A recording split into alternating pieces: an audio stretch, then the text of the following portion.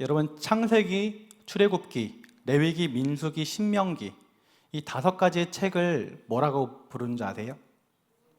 모세오경 맞습니다. 그러면 시편이나 잠언, 이 전도서는 어떤 책이라고 하죠? 지혜서. 그러면 우리가 오늘 함께 볼 이 호세아는 어떤 성경책으로 분류가 될까요? 네, 예언서입니다. 예언서에는 대예언서가 있고 소예언서가 있어요. 근데 대예언서는 어떤 게 대예언서냐면 이 성경 중에 장이 많은 것. 그래서 이사야는 66장이거든요. 그렇게 이사야처럼 66장 이렇게 장수가 많은 것은 이제 대예언서가 되는 거고, 이 우리가 지금 보고 있는 호세아라든지 뭐 아모스라든지 이 미가라든지 이런 책들은 소예언서, 장수가 적기 때문에 소예언서가 되는 거예요. 그리고 우리가 오늘 보고 있는 이 호세아가 이 소예언서에 속하는데 소예언서 중에 첫 번째 책이 됩니다. 이런 호세아와 같은 이 소예언서는 이 성경책에서 창세기처럼 맨 앞에 있을까요? 아니면 제일 뒤쪽에 있을까요? 네, 구약 성경의 제일 뒤쪽에 있습니다. 이 소예언서 호세아가 왜 구약 성경 뒤쪽에 있는지를 제가 오늘 잠깐 시간을 내가지고 구약 성경의 좀 약간 줄거리를 설명을 드리려고 해요. 여러분 창세기 1장에서 하나님께서 하신 일이 무엇이죠? 천지를 창조하신 거예요. 그리고 창세기 2장에서 하나님께서 하신 일은 우리 인간을 만드신 것입니다. 그리고 창세기 3장에서 어떤 일이 벌어지냐면 우리 인간이 선악과를 따먹으면서 타락하는 내용이 나와요. 그리고 이어지는 창세기 4장에서는 그들의 자녀인 가인과 아벨이 나오는데 그들 때에서는 살인이, 인류 최초의 살인이 벌어지기도 합니다. 그리고 창세기 6장에 가서는 노아 시대가 되는데 이 세상을 심판하지 않을 수 없을 정도로 죄가 너무나도 가득한 세상이 되어가지고 하나님의 홍수 심판이 있게 되고, 창세기 11장에는 바벨탑 사건이 나오게 됩니다. 그리고 창세기 12장에 이 아브라함이 등장을 해요. 그때부터 아브라함, 이삭, 야곱, 요셉을 틀어가지고 이제 족장 시대가 펼쳐지게 됩니다. 그리고 요셉의 때에 이제 원래 살던 곳에 기근이 들어가지고 다 같이 애굽 땅에 들어가게 되면서 애굽의 이스라엘 민족들이 이제 살아가게 되는 거예요. 그런데 요셉 때에는 이 요셉이 애굽의 총리까지 했었잖아요. 그러니까 왕의 신임을 받으면서 사이가 좋았는데 요셉이 죽고 요셉과 함께한 사람들이 죽고 나서 그 후에 이스라엘 민족들이 자녀를 숨풍숨풍 낳는데 이 애굽 땅의 사람들은 자녀를 잘 낳지 않았었나 봐요. 그러니까 이스라엘 민족들은 점점 부강해지고 사람들은 많아지는데 애굽 사람들은 그렇게 부흥하지 못하니까 애굽 왕이 요셉을 잘 알지 못하는 그 후대의 왕이 어떤 위기를 느끼냐면 이대로 냅두면 이스라엘 민족들이 우리나라를 집어삼키겠다, 이런 위기를 느낀 거예요. 그래서 그때부터 이스라엘 민족들을 핍박하기 시작합니다. 그래서 애굽 땅에 있는 이스라엘 민족들이 고통을 당하게 돼요. 그런 고통 가운데 부르짖었을 때 하나님께서 누구를 이 땅 가운데 보내가지고 이끌어 주시냐면 모세를 세워주셔가지고 이스라엘 민족들을 출애굽시켜 줍니다. 그게 애굽 땅에서 나오는 이야기, 출애굽기예요. 그리고 출애굽한 후에는 광야에서 한참 생활하다가 이제 모세 다음 그 후임이 누구죠? 여호수아입니다. 이 여호수아 때에는 다 같이 가나안 땅, 젖과 꿀이 흐르는 가나안 땅이라고 하는 그곳에 이제 들어가게 돼요. 그리고 가나안 땅에 들어가서 이제 정착하는 이야기, 그 땅에 가나안 땅에 정착해서 살아가는 이야기가 어떤 성경이냐면 사사기가 되는 거예요. 그때 이스라엘 민족들은요 7번이나 죄를 반복해요. 하나님께 죄를 범해가지고 우상 숭배를 하면 하나님이 화가 나가지고 혼내시고, 그럼 그때 돼서야 벌 받으니까 너무 힘들어가지고 하나님 잘못했습니다 두 손 두 발 닫으면 그때 하나님께서 구원자 사사를 보내가지고 구원해주는 그 이야기가 7번이나 반복되는 이야기가 사사기예요. 그리고 나서 마지막 사사 시대 때쯤 되니까 이 주변 나라들에 어떤 일들이 생기냐면 나라가 생기는 거예요. 그러니까 왕이 생기는 거고 나라가 생기는 거예요. 그래서 이 이스라엘 민족들이 하나님께 기도를 합니다. 하나님, 우리도 왕을 주시옵소서. 그래서 생긴 왕이 누구냐면 초대왕 사울이 되는 거예요. 그리고 사울에 이어서 다윗이 왕이 되었고 솔로몬이 왕이 되었죠. 이때는 통일 왕국이에요. 이스라엘이 하나의 나라로 통치되고 있었습니다. 그런데 이 솔로몬 다음에 왕위를 받았던 르호보암인데, 솔로몬의 아들이, 이 르호보암이 이제 이 왕으로 인정받기 위해서는 무엇이 필요했냐면, 이 이스라엘에는 12개의 지파가 있었잖아요. 근데 이 12지파의 장로들한테 이 기름 부음을 받을 필요가 있었던 거예요. 그래서 세겜이라고 하는 곳에 이 장로들을 만나가지고 기름 부음을 받기 위해서 만나러 갔는데, 이 장로들이 무엇을 요구하냐면, 이 솔로몬 왕 때 우리가 너무나도 고생을 많이 했습니다. 이 성전도 짓고 또 다윗 왕 때는 전쟁도 많이 하고 우리가 너무나도 힘들었으니까 르호보암 왕이시여 우리를 조금 이제 쉬게 해주십시오라고, 쉽게 말하면 이런 요청을 했던 거예요. 그동안 성전도 짓고 하면서 많은 물질도 내고 또 인력도 보내고 했으니까 힘들었다라는 거죠. 그런데 이 르호보암이 이 자기 또래의 그 강요들하고 회의를 했는데 어떤 결론을 냈냐면, 우리가 더 강하게 나가야지만 이들이 우리의 말을 들을 것이다 라고 결론을 낸 거예요. 그래서 뭐라고 얘기를 하냐면 이렇게 얘기를 합니다. 내 아버지는 너희의 멍에를 무겁게 하였으나 나는 너희의 멍에를 더욱 무겁게 할지라. 내 아버지는 채찍으로 너희를 다스렸으나 나는 정갈 채찍으로 너희를 다스릴 것이다. 이렇게 더 세게 나가버린 거예요. 그러니까 이스라엘의 장로들이 이 르호보암한테 완전 두 손 두 발 다 대고 더 이상 우리가 이 왕하고는 이대로는 살지 못하겠다 해서 솔로몬의 대적 중에 한 사람이 누구였냐면 여로보암이에요. 그 여로보암에게 기름을 부어가지고 왕을로 세워버립니다. 그렇게 만들어진 나라가 어디냐면 북이스라엘이에요. 그리고 원래 솔로몬의 아들이었던 르호보암은 남유다의 왕이 돼가지고 그때부터 남쪽에는 남유다, 북쪽에는 북이스라엘로 나눠져 가지고 이스라엘 민족들이 살아가게 되는 거예요. 시간이 약 200년 정도 흘러가지고 이 북이스라엘은요 멸망당하게 돼요. 어떻게 멸망당하냐면, 그 고대 근동에 처음으로 그 대제국을 이룬 나라가 누구냐면 아수르라고 하는 나라예요. 아시리아라고도 해요. 들어봤죠, 아수르. 근데 그 아수르가 이제 전쟁을 하면서 어디에 집중했냐면 동쪽에 좀 집중한 거예요. 동쪽에 있는 나라들을 정벌하려고 이렇게 그쪽에 지휘관들도 많이 보내고 군사들도 많이 보내고 했어요. 근데 그때 서쪽에 있는 나라들이 어떻게 하냐면, 우리가 지금이 기회다, 우리가 힘을 합쳐가지고 반아수르 동맹을 만들고 우리가 아수르에 대적을 하자라고 몇몇 나라들이 힘을 합치기 시작한 겁니다. 그때 이 북이스라엘은 그 반아수르 연맹에 가입을 하게 돼요. 근데 남유다는요 그 반아수르 동맹에 가입을 하지 않게 됩니다. 그러니까 이 반아수르 동맹이 이 남유다한테 어떻게 하냐면, 야, 너네는 왜 우리가 하나가 돼서 함께 힘을 합쳐가지고 싸워보겠다는데 왜 가입 안 해? 하면서 남유다를 침공하는 거예요. 강제로 굴복시켜가지고 우리의 가입에 들게 만들려고 했던 거죠. 그러니까 이 반아수르 동맹이 남유다로 침공을 해서 오니까 이 남유다의 왕이 이 두려움을 느껴가지고 어떻게 했냐면 이 아수르한테 편지를 보냅니다. 지금 이 서쪽에 있는 나라들이 결탁해가지고 반아수르 동맹을 만들어서 전쟁을 일으키려고 하고 지금 우리를 삼키려고 하니까 좀 도와주십시오라고 손을 내밀었던 거예요. 그때 아수르가 그 소식을 이제 접하게 되면서 이 서쪽에 있는 나라들을 다 치기 시작합니다. 그때 북이스라엘이요 멸망당하기 직전까지 함몰당하게 돼요. 그리고 결국에 또 몇십 년이 흘러가지고 결국에 아수르에 의해서 북이스라엘은 결국에는 멸망당하게 됩니다. 그리고 시간이 흘러서 남유다는 아수르 다음에 고대 근동 지역에 패권을 진 바벨론에 의해서 멸망당하게 되고요. 바벨론은 그 후에 페르시아에 의해서 멸망당하게 되고, 페르시아는 그 후에 그리스에 대해서 멸망당하게 되고, 그리스 이후에는 이제 로마가 고대 근동을 패권을 쥐게 되고, 그때 로마 시대 때 누가 이 땅 가운데 오셨냐면 우리 예수님께서 이 땅 가운데 태어나셨던 거예요. 이것이 구약 성경의 전반적인 스토리입니다.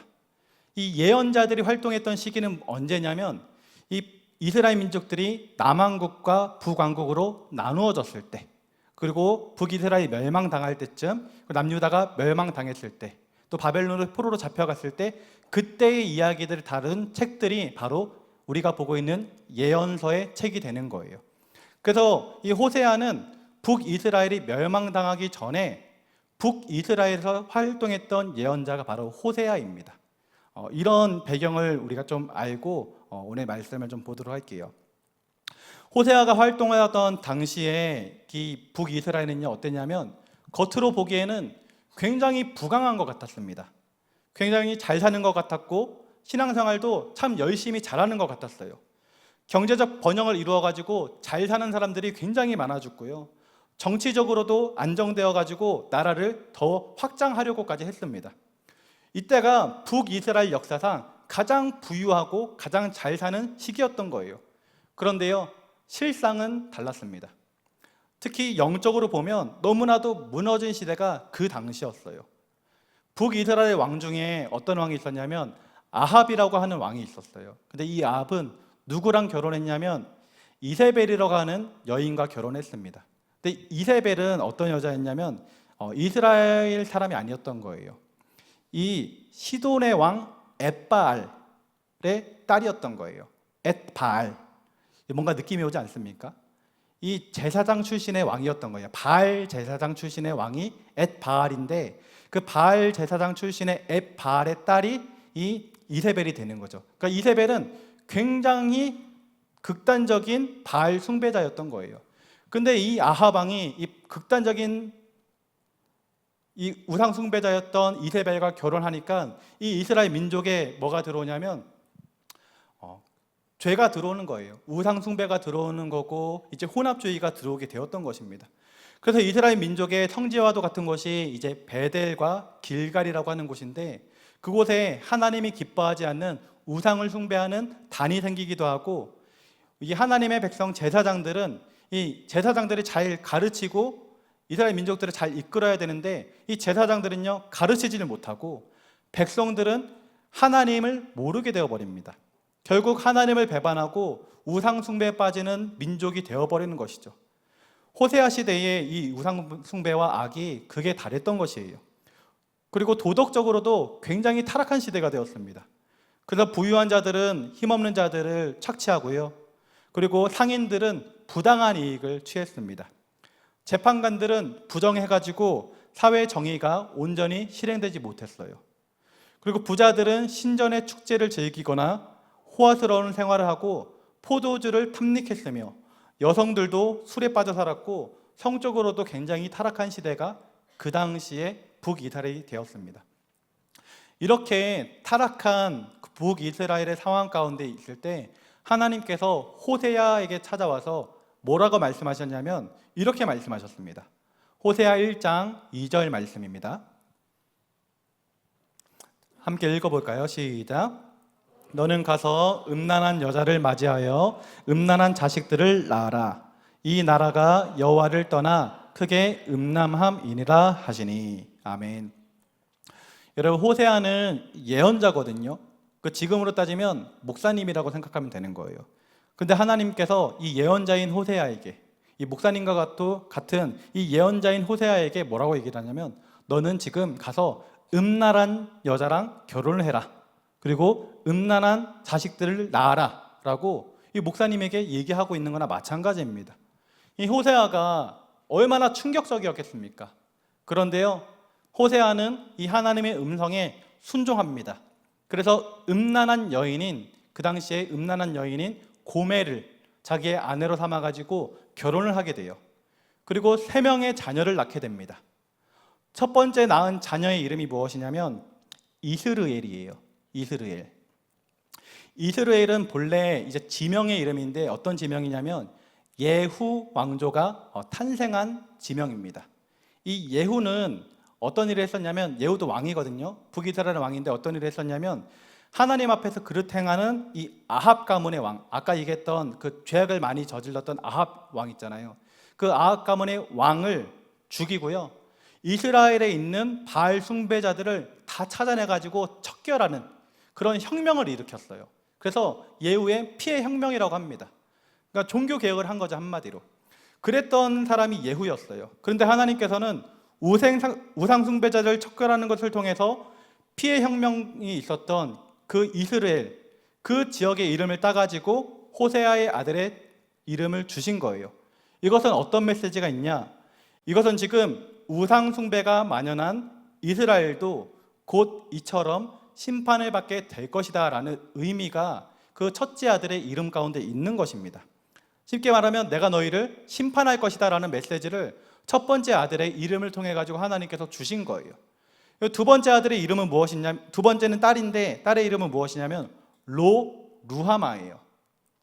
루하마는 궁휼히 여기다라는 뜻입니다. 근데 루하마잖아요. 로는 이 접미사인데 접두사죠. 접두사가 맞는 거죠. 앞에 붙으니까. 감사합니다. 접두사죠. 이 접두사 로는요 아니다라는 거예요. 그러니까 루하마는 누아마가 아니다라는 거죠. 그러니까 누아마가 무슨 뜻이냐면 궁휼히 여김을 받다라는 뜻이에요. 근데 루하마니까 궁휼히 여김을 받지 못한다라는 의미가 되는 거예요. 그동안 내가 궁휼로서 이스라엘의 죄를 참아줬지만 이제는 더 이상 내가 참지 못하겠다. 이제는 내가 가만히 있지 않겠다라는 뜻이 이 둘째 딸의 이름에 의미가 있는 것입니다. 셋째 아들의 이름은 로암미예요. 암미는 백성이라는 뜻입니다. 로암미니까 이제 백성이 아니다라는 거예요. 그동안에는 이스라엘 민족들을 가리켜서 하나님께서 너희들은 나의 백성이다 라고 얘기를 했는데 노암미, 이제 너희는 내 백성이 아니다 라고 선포하고 있는 것입니다. 요약하면 내가 너를 심판하겠다, 더 이상 자비는 없다, 더 이상 너네들은 나의 백성이 아니다 라고 하나님께서 이 호세아 선지자의 자녀들의 이름을 통해서 메시지를 주고 있는 것이죠. 하나님께서 왜 이러한 메시지를 이스라엘 민족들에게 주었을까요? 그것은 하나님께서 이스라엘 민족들을 사랑하기 때문입니다. 이런 메시지를 듣고 돌이키라는 것이에요. 이스라엘 민족들이 돌이키길 원해가지고 이러한 메시지를 주는 것입니다. 사실 하나님께서 이스라엘 민족들을 하는 모습이 꼴보기 싫으면 어떻게 하면 되냐면 그냥 어느 날 작정해가지고 내가 이들을 심판해야겠다, 내가 며칠 몇 날에 이들을 심판해야겠다라고 작정하시고 그날 그냥 혼내시면 되는 거예요. 심판을 일으키면 되는 거고 징벌하시면 되는 것입니다. 그런데요, 하나님은 그렇게 하지 않으셨어요. 왜냐하면 하나님의 마음은 어디에 있냐?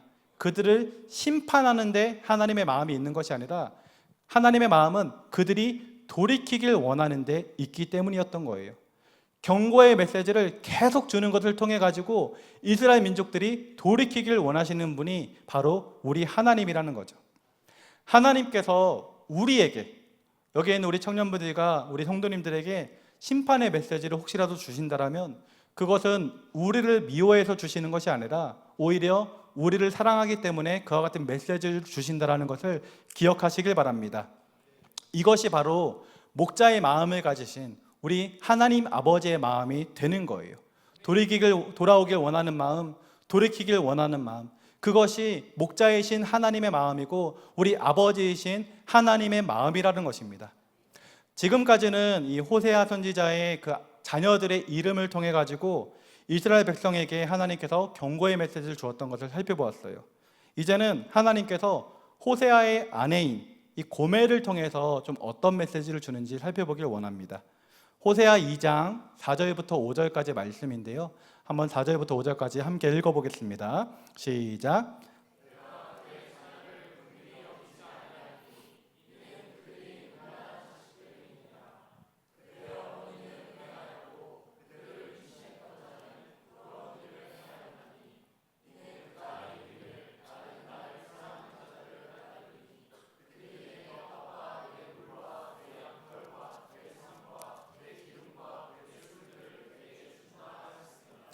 아멘. 그 당시에 여성들은 일반적으로 직업을 가지지 못했습니다. 지금은 우리 자매님들도 대부분 일을 많이 하시지 않습니까? 근데 그 당시에 여성들은 직업을 가지지 못했어요. 그래서 보통 각 가정은 이 남편이 직업을 가지고 또 남편이 그 직업을 통해서 벌어들인 수입을 통해 가지고 모든 것을 제공해줘서 이 여성은 남편의 보호 아래서 살아가야만 했습니다. 그런데요, 고멜은 집을 나서버린 거예요. 아이도 3명이나 낳아 놓고서는 집을 떠나버린 것입니다. 남편의 보호 아래 더 이상 있지 않겠다라고 선언하면서 그렇게 집을 나섰던 거죠. 왜 고멜이 그렇게 집을 나섰던 걸까요? 아까 읽었던 5절 말씀을 보면 고멜은 부끄러운 일을 행하였다라고 말했고요. 그리고 고멜은 나를 사랑하는 자들을 따르겠다라고 말하였습니다. 고멜은 어떤 여인이었냐면 음란한 여인이었죠. 쉽게 말해서 매춘부였던 것입니다. 즉 고멜은 옛적에 하던 일을 끊어내지 못하고 다시금 죄악 가운데 빠져 들어갔던 거예요. 그래서 결국에는 다시 매춘부의 생활을 하기 시작했던 것입니다. 나의 보호자, 나를 지켜주고 나의 생계를 유지해주는 사람은 남편 호세아여야 되는데 고멜은 뭐라고 얘기를 하냐면 나는 나를 사랑하는 사람들을 따르겠다고. 그들이 내 떡과 내 물과 내 양털과 내 삶과 내 기름과 내 술들을 나에게 준다라고 말하면서 그들을 따라가 버렸던 것입니다. 이렇게 말하면서 남편을 떠나 다른 남자들에게로 다시 매춘행위를 하는 삶으로 돌아갔던 것이에요. 이런 모습을 통해 하나님께서 주시는 메시지가 있습니다. 여러분, 이스라엘은 누구의 백성이죠? 우리 하나님의 백성입니다. 하나님의 백성은 하나님의 보호하심을 받아야 하고 하나님이 제공해주는 양식을 먹어야 하며 하나님이 인도하시는 대로 살아가야 합니다. 그런데 이 이스라엘이 지금 하나님을 버리고 집을 떠나가 버린 거예요. 그리고 누구를 섬기냐면 바알을 섬기는 것입니다. 바알이 우리에게 떡과 물과 기름과 모든 것을 준다라고 말하고 있는 것이에요. 그래서 하나님께서는 이 모습을 보시면서 이렇게 얘기를 합니다. 곡식과 새 포도주와 기름은 내가 그에게 준 것이요 그들이 바알을 위하여 쓴 금과 은과 이 모든 것들도 내가 그에게 더하여 준 것이거늘 그가 알지 못하도다 라고 하나님께서 말씀하세요. 조금 제가 번역해서 말씀을 드리면 너희가 지금 받아 누리는 것 사실은 다 내가 준 것이다. 그리고 너는 나의 보호 아래 살아야 하는 존재인데 지금 뭐하고 있는 것이냐. 바알이 너한테 준다고 생각했던 것도 바알이 너한테 준다고 네가 생각하고 있는 것도 사실은 다 내가 준 것인데 너는 아무것도 알지 못한 채 나를 버리고 바알이 너에게 그 모든 것을 준다라고 착각하고 있구나라고 지금 하나님께서 말하고 있는 것입니다. 지금 북이스라엘의 정치, 경제적 상황이 어땠다라고 했었죠? 좋았다라고 했나요? 안 좋았다라고 했나요? 정치적 상황, 경제적 상황 굉장히 좋았다고 했으면 최고적으로 있을 때였어요. 이 이스라엘 민족들은 어떤 생각을 가졌냐면 그 축복이 우리가 이렇게 잘 살게 된 것이 바알이 우리한테 이러한 축복을 줬다라고 착각을 하고 있었던 것입니다. 사실은 우리 하나님께서 이스라엘 민족에게 그런 축복을 주셨던 것인데 그것을 알지 못하고 있었던 것이죠. 그래서 하나님께서는 이런 이스라엘에 대해서 어떻게 조치를 취하냐면 호세아 2장 6절과 7절의 말씀 보도록 하겠습니다. 호세아 2장 6절과 7절의 말씀 함께 읽어볼게요. 그러므로 내가 가시로 그 길을 막으며 담을 쌓아 그로 그 길을 찾지 못하게 하리니 그가 그 사랑하는 자를 따라갈지라도 미치지 못하며 그들을 찾을지라도 만나지 못할 것이라. 그제야 그가 이르기를 내가 본 남편에게로 돌아가리니 그때에 내 형편이 지금보다 나았음이라 하리라. 아멘.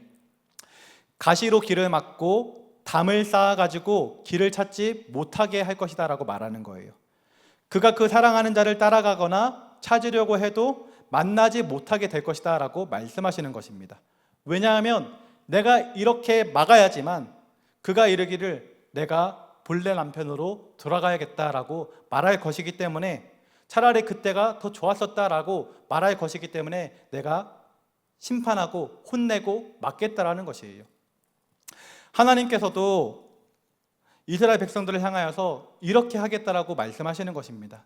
이스라엘 백성들이 아무리 이방신을 찾고 구해도 그들을 만나지 못하게 하며 이스라엘 백성들을 심판하여서 고통을 주겠다라는 거예요. 왜 그렇게 이방신을 만나지 못하게 하고 고통을 주겠다라 말하느냐? 왜냐하면 그렇게 해야지만 이스라엘 백성들이 정신을 차리고 다시금 하나님께 돌아올 것이기 때문이라는 것입니다. 하나님께서 이렇게 하는 이유는 이스라엘 민족을 사랑하기 때문이에요. 사랑하기 때문에 죄악의 길로 가는 것을 두고 보지 못하는 것입니다. 사랑하는 우리 청년들을, 또 우리 사랑하는 우리 성도님들은 하나님이 우리 인간을 사랑한다는 것을 기억하시기 바랍니다. 그리고 하나님이 나를 사랑하신다는 것을 기억하시기 바랍니다.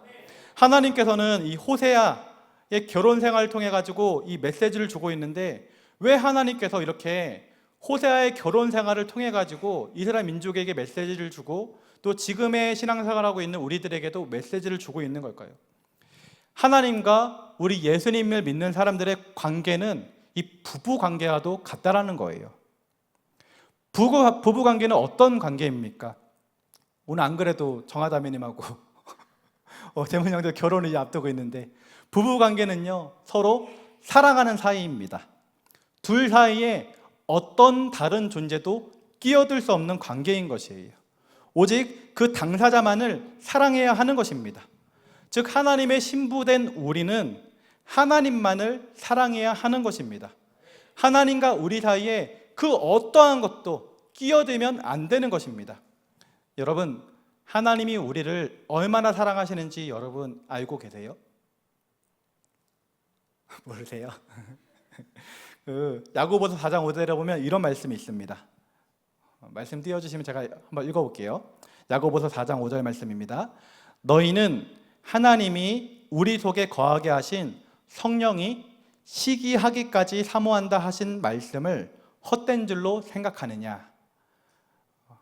한 번에 좀 안 들어오시죠? 무슨 말이냐면, 하나님이 우리를 사랑하는 정도가 어느 정도냐면 우리 속에 계신 성령님이 시기할 정도로 우리를 사랑한다라는 거예요.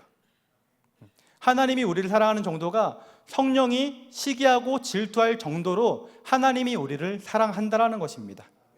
또 호세아 11장 8절부터 9절 말씀, 이 호세아서만 놓고 하나님께서 이스라엘 민족들을 얼마나 사랑하는지를 좀 몇 개 구절을 읽어보면서 한번 또 찾아보기 원합니다. 호세아 11장 8절에서 9절 말씀 함께 읽어보겠습니다. 시작. 에브라임이여 내가 어찌 너를 놓겠느냐, 이스라엘이여 내가 어찌 너를 버리겠느냐, 내가 어찌 너를 아드마같이 놓겠느냐, 어찌 너를 수보임같이 두겠느냐. 내 마음이 내 속에서 돌이키어 나의 궁율이 온전히 불붙듯 하도다.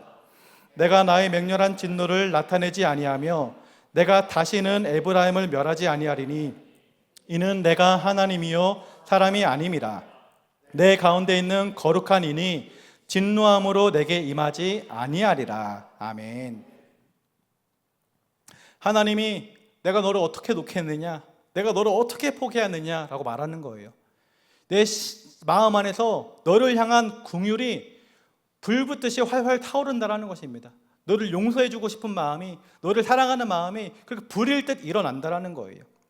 또 호세아 1장 10절부터 2장 1절의 말씀을 통해서도 하나님께서 이스라엘 민족들을 얼마나 사랑하시는지 또 축복해 주시는 말씀이 있는데, 그 말씀도 한번 같이 읽어보겠습니다. 호세아 1장 10절부터 말씀입니다. 그러나 이스라엘 자손의 수가 바닷가의 모래같이 되어서 헤아릴 수 없고 셀 수도 없을 것이며, 전에 그들에게 이르기를 너희는 내 백성이 아니라 한 그곳에서 그들에게 이르기를 너희는 살아계신 하나님의 아들들이라 할 것이라. 이에 유다 자손과 이스라엘 자손이 함께 모여 한 우두머리를 세우고 그 땅에서부터 올라오리니 이스라엘의 날이 클 것이미로다. 너희 형제에게는 암미라 하고 너희 자매에게는 누아마라 하라. 아멘. 아까 하나님께서 화가 나서 심판하려고 할 때는 어떻게 얘기를 했냐면 노암미, 너희는 내 백성이 아니다 라고 했는데, 이제는 어떻게 말하냐면 암미, 너희는 내 백성이다 라고 말씀하시고요. 아까는 노루아마, 더 이상 자비는 없다, 궁유는 없다 라고 했는데 너의 딸의 이름을 누아마라 하라.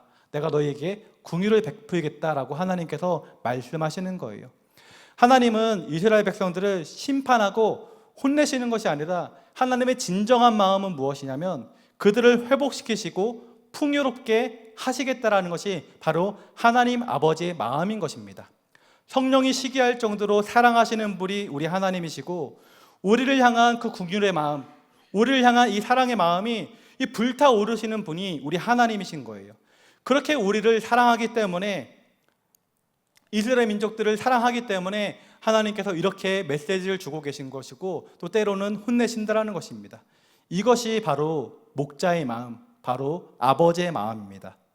이스라엘 민족들이 아무리 죄를 짓고 우상을 숭배하고 하나님을 배반하여도 하나님의 생각은 그들을 돌이켜 다시 주님의 자녀로 삼아주시고 그들을 축복해 주시겠다라는 거예요. 사랑하는 청년 여러분, 그리고 우리 성도님들, 오늘 본문에 소개되고 있는 이스라엘은 영적으로 보면 누구냐? 바로 이 자리 예배를 드리고 있는 우리들입니다. 하나님께서는 이스라엘 백성들을 사랑하셨습니다. 죄를 지어도, 그릇 행하여도 그들을 끝까지 사랑하셨습니다. 그처럼 하나님께서는 현대판 이스라엘 민족인 우리들을 사랑하시되 끝까지 사랑하시는 하나님이라는 것을 기억하시기 바랍니다. 우리가 잘못된 길을 가고 있을 때에는 경고의 메시지를 꾸준히 주는 것을 통해서 돌이키길 원하시는 분이 우리 하나님이십니다. 성령이 시기할 정도로 우리를 사랑하시는 분이 우리 하나님이십니다. 또한 우리의 모습을 보며 심판하고 싶은 마음이 부리듯 읽다가도 너무나도 내가 사랑해서, 내가 너무나도 사랑하는 존재여서 진노하지 못하시고 끝까지 기다리고 참고 계신 분이 바로 우리 하나님이시라는 거예요. 그 아버지 하나님의 마음을 깨달아서 우리 사랑하는 청년들과 성도님들이 하나님만을 사랑할 수 있기를 주님의 이름으로 축원합니다.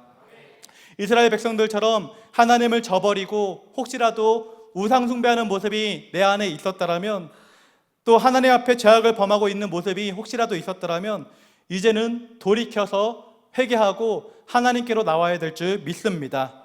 그리고 하나님께로 돌아와서 하나님과 합하여 우리 주님만을 사랑하시고 또 하나님의 사랑을 받으며 살아가야 될 줄 믿습니다. 남편이 아내를 사랑하듯이, 아내가 남편을 사랑하듯이, 그래서 행복한 가정을 이루듯이 그렇게 하나님만을 사랑하며 하나님의 사랑을 받으며 살아갈 수 있는 우리 귀한 청년들과 성도님들 될 수 있기를 주님의 이름으로 기도드립니다. 한 가지만 더 살펴보고 말씀을 마무리하도록 할게요. 오늘 읽은 호세아 6장 6절 말씀을 보면 하나님께서 우리에게 진정으로 원하는 것이 무엇인지를 소개해주고 있습니다. 나는, 호세아 6장 6절 말씀 한번 읽어보겠습니다. 나는 인애를 원하고 제사를 원하지 아니하며 번제보다 하나님 아는 것을 원하노라. 아멘. 지금 읽은 말씀 보면 하나님께서는 인애를 원하고 또 하나님 아는 것을 원한다라고 하셨습니다. 여기서 말한 인애는요, 어떤 단어냐면 헤세드라는 단어예요. 근데 이 헤세드라는 단어는 인자, 인애, 은혜, 자비, 긍휼이라는 이 뜻이 포함되어 있어요. 그런데요, 인애로 번역되는 이 헤세드를 조금 더 정확히 이해하자면 어떤 의미가 있냐? 하나님과 사람들 앞에서 자신이 속한 공동체에서 취해야 할 적합한 행동 양식이라고 말할 수 있는 거예요. 즉 헤세드는 부부관계, 또 부모와 자식 관계, 그리고 우리 친구들과의 관계, 그리고 직장 동료와의 관계, 성도와의 관계 등에서 서로가 서로에게 마땅히 지켜야 할 바를 지키는 것을 말하는 것입니다. 곧 쉽게 말하면 인간관계의 충실함을 뜻하는 것입니다. 이는 우리가 흔히 쓰는 인간적 도리라고 볼 수도 있는 거예요. 따라서 헤세드를 정의하면 무엇이냐? 헤세드는 하나님 앞에서의 성도의 도리를 다하는 것, 그리고 사람들 앞에서, 인간 앞에서 인간적 도리를 다하는 삶을 사는 것이 바로 헤세드라는 것이에요. 하나님께서는 인애를 원하고 하나님을 아는 것을 원한다라고 하셨습니다. 그런데 인애라는 것과 하나님을 아는 것은 사실상 같은 말의 반복이에요. 그래서 정리하면 하나님을 바로 안다라는 것은 일상의 삶에서, 우리 평소에 살아가는 일상의 삶에서 인간관계에서 요구되는 인간적 도리를 충실히 행하고 그들과 한 마음으로 연대하는 것을 말하는 거예요. 따라서 하나님을 바르게 아는 것은, 하나님을 온전히 안다라는 것은 공적인 예배 자리뿐만 아니라 나의 일상의 자리에서도 똑같이 이루어져야 하는 것입니다. 하나님을 예배로만 아는 것이 아니라 나의 삶에서도 하나님을 알아가야 하는 것이에요. 성경 구절에만 밑줄 치는 인생을 살아가는 것이 아니라 나의 일상의 삶에도 밑줄 치는 그런 삶을 살아가야 한다는 것입니다. 사랑하는 청년들은 하나님께서 목자의 마음을 가지고 우리를 끔찍히 사랑한다는 것을 기억하시기 바랍니다. 또한 그 사랑에 힘입어서 이제는 주 너의 하나님을 사랑하라 말씀하신 후에 내 이웃을 사랑하라고 말씀하신 것처럼 우리 또한 목자의 마음을 가지고 일상생활에서 나와 관계된 사람들을 사랑하며 그들을 섬기며 인간적으로 마땅히 해야 할 도리를 행하면서 살아가야 될 줄 믿습니다. 하나님은 우리의 아버지로서 목자의 마음으로 우리를 사랑하십니다. 그 사랑에 힘입어 우리도 이 목자의 마음을 가지고 인간적인 도리를 다하며 주변을 사랑할 수 있기를 주님의 이름으로 축원합니다. 우리 이 시간 그 마음을 가지고 그 믿음 가지고 함께 기도하길 원하시는 우리 청년분들은, 성도님들은 자리에 일어서서 함께 기도하길 원합니다.